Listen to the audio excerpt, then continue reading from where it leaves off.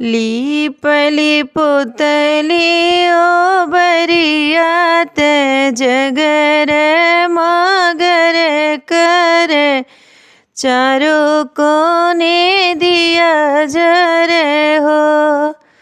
बहिनी तेही पैठी सुत रानी रुक्मिणी सपन एक देखिले हो। लीपली पोतली ओ बरियात जगर मगर कर चारों कोने दिया जरे हो।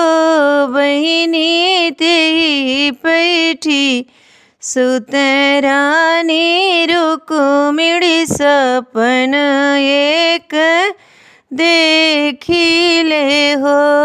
बहिनी तेही पैठी सुत रानी रुक्मिणी सपन एक देखिले हो। मचिया ही बैठली सासु ते बहुअरी अरज कर हो। सासु सपना देखिली अजबूत सपन बड़ा सुंदर हो। मचिया ही बैठली सासु ते बहुअरी अरज कर हो। सासु सपना देखिले अजबूत सपन बड़ा सुंदर हो। सेजिया ते देखिले बाल मुकत गोदिया बालक लिहले हो। सासु अमवात देखिले घवदी के ते चारों कोने दीप जरे हो। सेजियात देखिले बाल मुकत गोदिया बालक लिहले हो।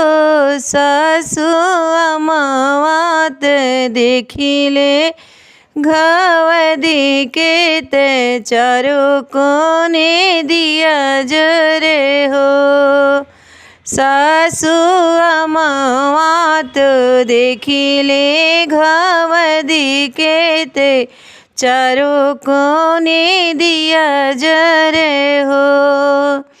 चुप रहे बहुअरी चुप रहा गोतिनी न जाने पावे गोतिनी न जाने पावे हो।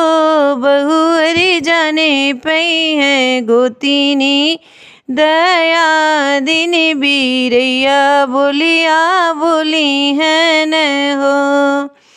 बहुअरी जाने पई है गोतिनी दया दिन बीरैया बोलिया बोली है न हो। लीपली पोतली ओ बरियात जगर मगर कर जगर मगर कर चारों कोने दिया जरे हो।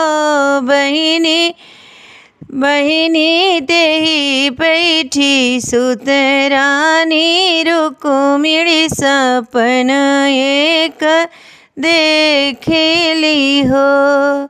बहिनी तेही बैठी सुत रानी रुक्मिणी सपन एक देखिले हो।